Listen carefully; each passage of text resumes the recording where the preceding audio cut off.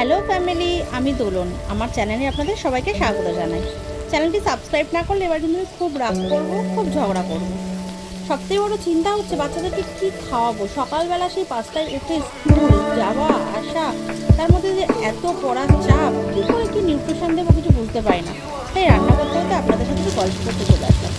আজকে রান্নায় কী হচ্ছে একটু বলে দিই। সেই হারিয়ে যাওয়া রান্না, যেটা শুধু বিয়ে বাড়ি আর অনুষ্ঠানে সকালে ছাড়া আমরা খুব একটা পাই না। সব কিছু সবজি দিয়ে পুঁই শাকের তরকারি, পুঁই শাক আলুর ঘ্যাট যেটাকে আমরা বাংলায় বলে থাকি। আমি জানি না এটা কজনের বাড়িতে খুব একটা হয়, তবে এটা অনুষ্ঠান বাড়িতেই বেশি হয়, জানেন তো। আমিও করি খুব মাঝে সাথে।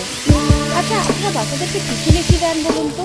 আমাকে না প্লিজ একটু কমেন্ট করে জানাবেন। আমি না খুব চিন্তিত, প্রত্যেক দিন টিফিনটা কী দেবো।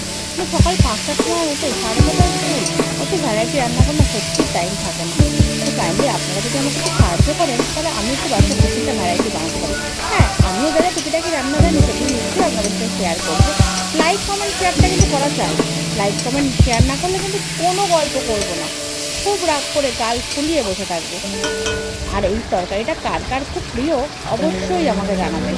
এতে যদি একটু ইলিশ মাছের মাথা পড়তো, বা মাছের তেল, বা মাছের মুড়ো পড়তো, বা চিংড়ি মাছ, তাহলে কিন্তু এর টেস্টই আলাদা হয়ে যাবে।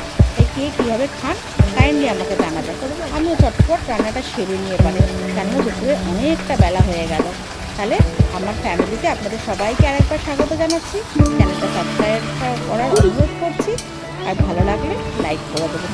Thank you. সবাই সুস্থ থাকবেন, ভালো থাকবেন। হ্যাঁ, হেলদি খাবেন।